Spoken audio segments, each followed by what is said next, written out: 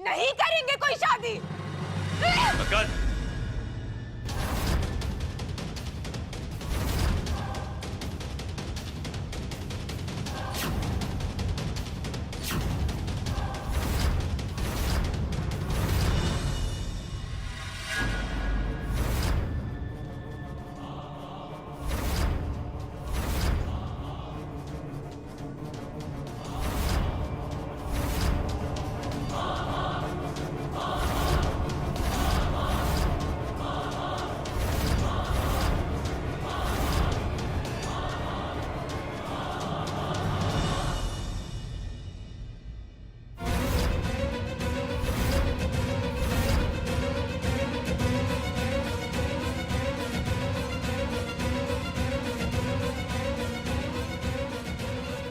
अंगद, मेरे भाई, तू कैसा है?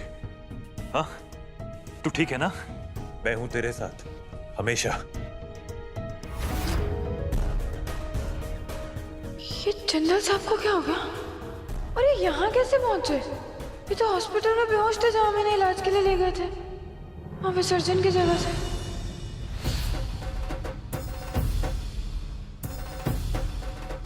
जिंदल साहब को जल्द से जल्द हॉस्पिटल पहुंचाना होगा, पर कैसे?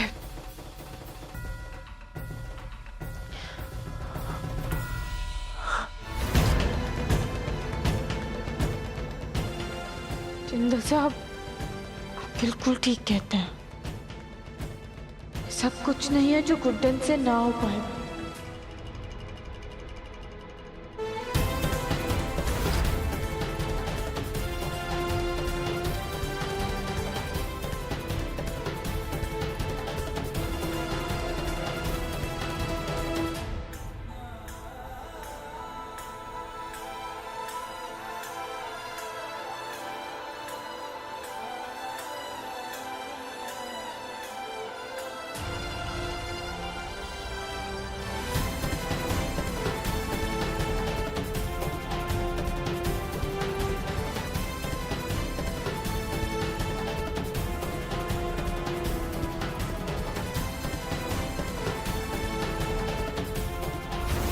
उठिए जिंदल साहब, आप हमें छोड़कर कहीं नहीं जा सकते। आपको उठना ही होगा। आपका पूरा परिवार, आपका रेस्टोरेंट, आपके लोग, हम, दादी, सब आपके उठने का इंतजार कर रहे हैं। उठिए।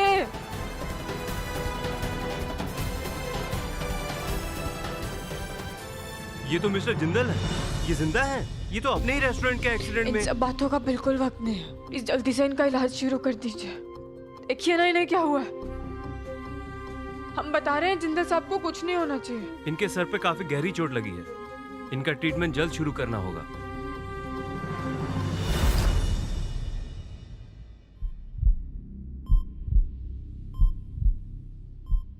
हमारी शादी कितने अलग हालातों में हुई थी ना, लेकिन उसके बावजूद भी आपने कभी हमारा साथ नहीं छोड़ा।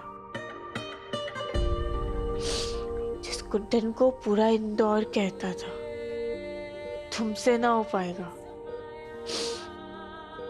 आप उस गुड्डन की हर गलती में साथ खड़े रहे, उसकी हर गलती को सुधारने का मौका दिया, हमें ये आत्मविश्वास दिया कि हम कुछ भी कर सकते हैं।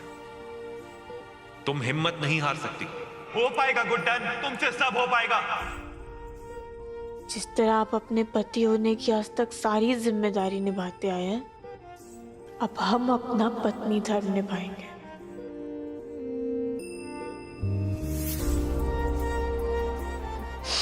डॉक्टर साहब, हम जिंदल साहब को घर कब लेके जा सकते हैं? अभी कुछ कहना हमारे लिए बहुत ही मुश्किल है। मिस्टर जिंदल के सर पे काफी गहरी चोट है और बहुत देर तक पानी में रहने की वजह से इनके लंग्स में भी काफी पानी भर गया था। पर इनकी जान को तो कोई खतरा नहीं है ना? इनके होश में आने के बाद ही कुछ कहा जा सकता है।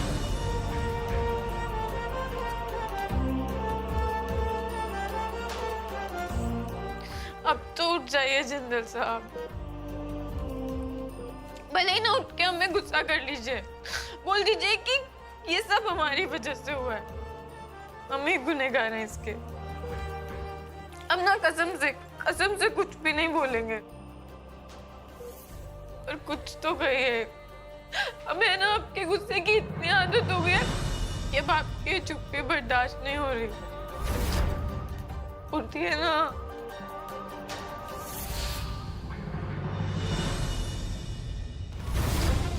जिंदल साहब, क्या कह रहे हैं आप? ये इंसान भाई तो क्या कोई भी रिश्ता निभाने लायक नहीं है।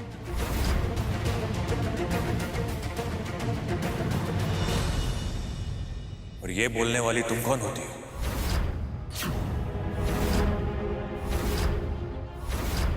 तुम हो कौन?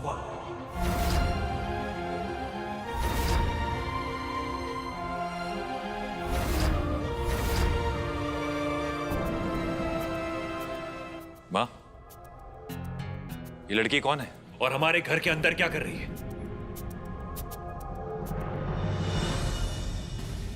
आप सब यूं खड़े क्यों हैं? कोई जवाब देगा? ये लड़की कौन है? जिंदल साहब, हम आपकी पत्नी हैं। दुर्गा बहू, इस लड़की को हमारे घर के अंदर आने की इजाजत किसने दी? और ये खुद को मेरी पत्नी क्यों बता रही है?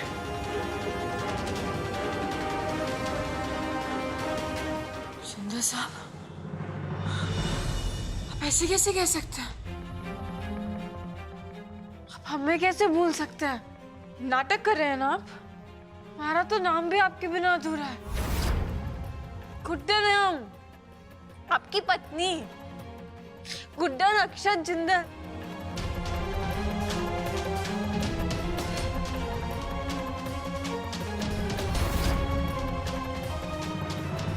तुम पागल हो क्या? ये क्या बकवास किए जा रही हो? मैं पहले से ही शादीशुदा हूं, तो तुम मेरी पत्नी कैसे हो सकती हो?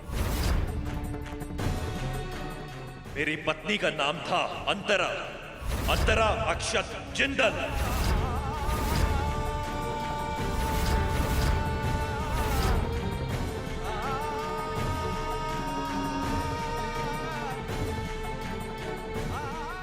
अंतरा।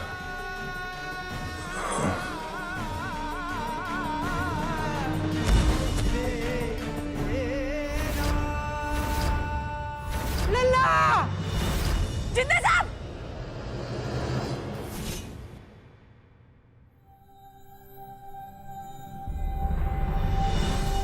सब ठीक है ना?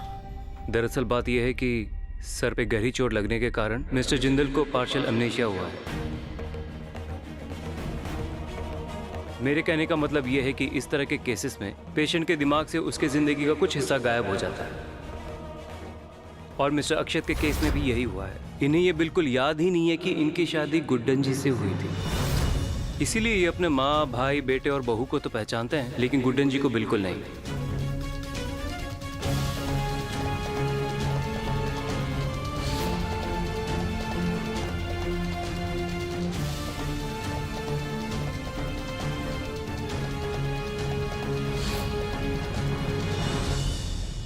जो भी हुआ बहुत सही हुआ, वरना अगर सच्चाई सामने आ जाती ना तो एजे हम दोनों को 2 मिनट के लिए भी घर में रुकने नहीं देते। वैसे एक बात बोलूं, भगवान जी हमारे खिलाफ हो ना हो, पर इस गुड्डन के साथ तो बिल्कुल भी नहीं है। गुड्डन जी, मैं आपकी परेशानी समझ सकता हूँ, पर इस वक्त जिंदल जी की हालत बहुत ही नाजुक है। थोड़ा सा भी तनाव, जरा सा भी शॉक इनके लिए जानलेवा साबित हो सकता है। इसीलिए आप सबको इस वक्त बहुत ही धीरज से काम लेना होगा, और खास करके गुड्डन जी आपको, क्योंकि मिस्टर जिंदल की याददाश्त के मुताबिक इनकी जिंदगी में आपका कोई वजूद ही नहीं है। तो मेरी आपसे खास रिक्वेस्ट है कि आप इस बात का ध्यान रखिए। चलता हूं मैं।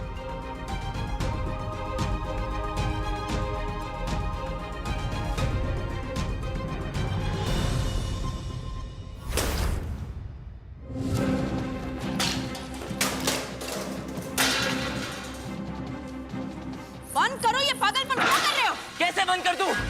गुड्डन मुझसे शादी करने ही वाली थी, कैन वक्त पर भाई आ गए। कैसे बच सकते हैं वो? जरूर ये सब इनकी साजिश होगी। भगवान भी मेरे खिलाफ। बस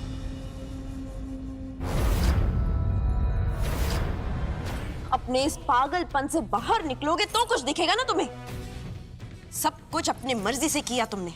मुझे बिना बताए एजे को मारने की कोशिश की, मुझे डराया धमकाया, और इतना सब कुछ करने के बावजूद भी किस्मत तुम्हारे खिलाफ नहीं है, तुम्हारे साथ है। सोचो, जरा सोचो। भगवान को कोसना बंद करो।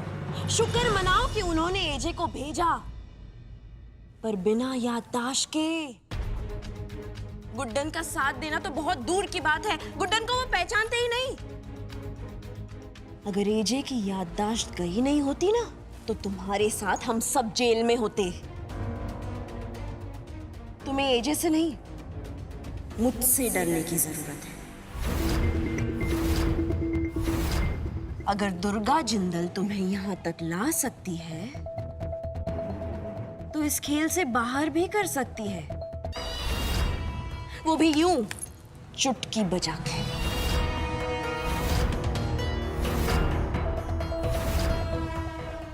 इसलिए अब से तुम वही करोगे जो दुर्गा जिंदल कहेगी। और एक बात, आज के बाद मुझसे अगर ऊंची आवाज में बात की ना तुमने, तो मुझसे बुरा और कोई नहीं होगा, समझे?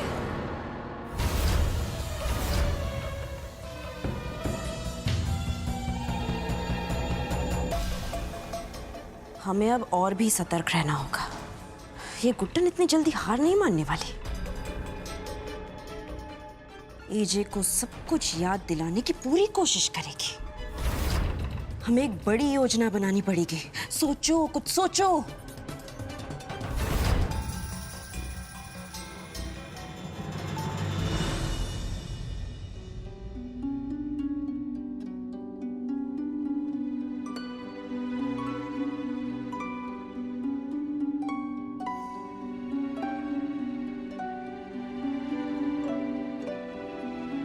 इतनी आसानी से हार नहीं मानेंगे हम जिंदल साहब। भूल गए तो क्या होगा, हम याद दिलाएंगे। और इन सब चीजों से है ना, आपको इन सब से जुड़ी हुई बातें भी याद आएंगी और हम भी याद आ जाएंगे। पर इस वक्त जिंदल जी की हालत बहुत ही नाजुक है। थोड़ा सा भी तनाव, जरा सा भी शॉक इनके लिए जानलेवा साबित हो सकता है।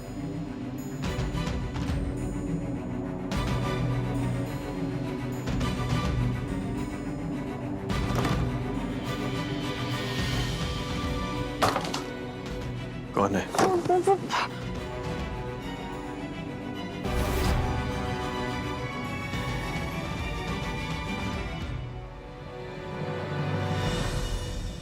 तुम यहाँ क्या कर रही हो? नहीं, वो सामान लेने आए थे। तुम मेरे कमरे में क्या कर रही हो?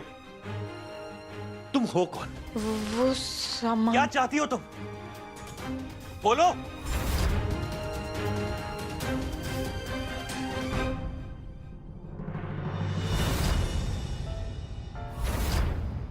तुम मेरे साथ इस फोटो में क्या कर रही हो?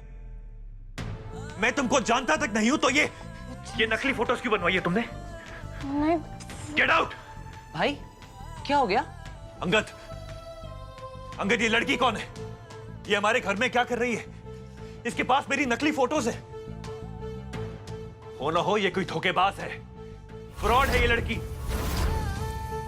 इसको घर से बाहर निकालो। भाई आई वॉन्ट हर आउट। एजे, दुर्गा बहू, ये लड़की हमारे घर में क्या कर रही है? मैं बात करती हूँ इससे, आप आराम कीजिए। तुम इसे घर से बाहर निकालो। हाँ, मैं बाहर निकल। फ्रॉड है ये लड़की। भाई भाई भाई आप fraud. Get out. I said get out. Jindal साहब, चलो।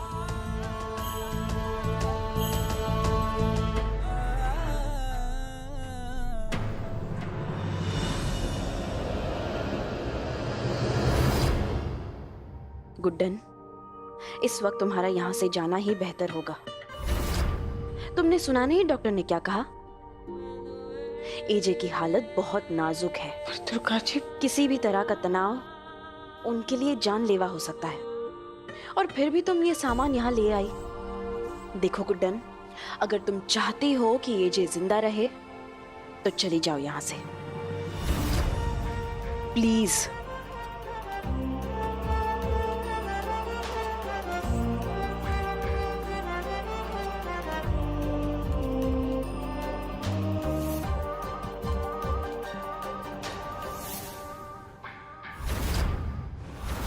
कृष्णा, ये सब क्या हो रहा है?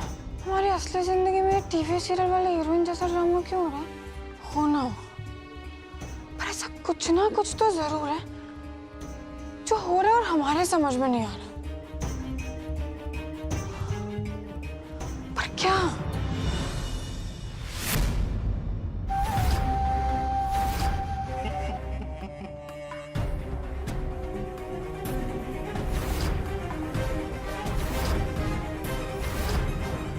देख ली तुम्हारे जिंदल साहब की हालत। जिस अक्षत जिंदल के लिए तुमने इतनी सारी परेशानियां उठाई, वो तो तुम्हें भूल गए। और अगर भाई तुम्हें भूल गए हैं तो तुम्हें तो जिंदल भवन से जाना होगा। पर एक तरीका है मेरे पास जिससे तुम जिंदल भवन में रह सकती हो। अगर मैं तुम्हें ये मंगलसूत्र पहना दूं, फिर तुम हमेशा हमेशा के लिए जिंदल भवन में मेरी पत्नी बन के रह सकती हो।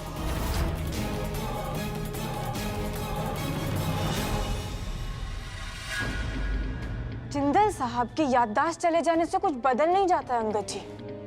हम उनकी पत्नी हैं और रहेंगे। अगर हम चाहें ना तो आपकी ये काली करतूतें घर वालों के सामने कभी भी ला सकते हैं और पुलिस के सामने भी। पर हम सिर्फ और सिर्फ जिंदल साहब के कारण चुप हैं।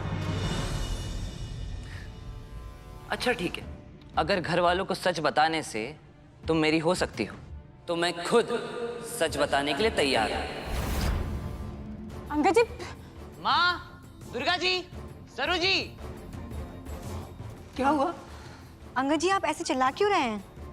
जो पाप किया है मैंने वो बताने के लिए मैं चिल्ला रहा हूं। क्या हुआ? जो आज भाई की हालत है वो मेरी वजह से है।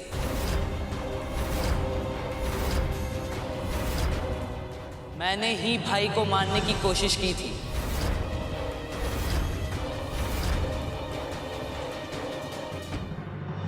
ऐसा मैं नहीं,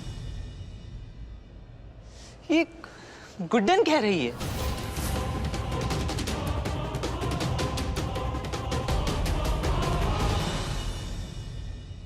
और अगर सपने में भी कोई ये सोच सकता है तो मुझे कोई जीने का हक ही नहीं है। मैं अभी अपनी जान दे दूंगा, अभी अपनी जान दे दूंगा। नहीं अंकल जी, दुर्गा दी, अंकल जी क्या कर रहे हैं आप? अंकल क्या कर रहे हो?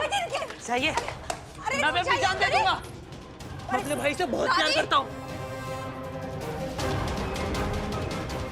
मैं मार दूंगा, मुझे छोड़ो सब।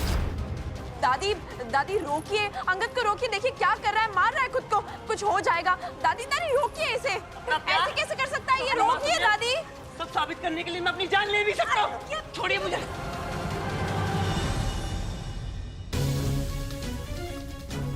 यह समय हम सब के लिए मुश्किलों का समय।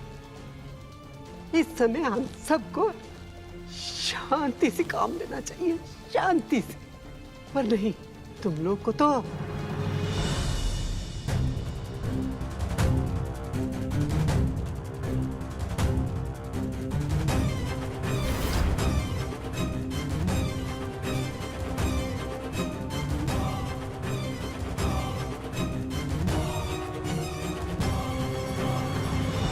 सासू माँ,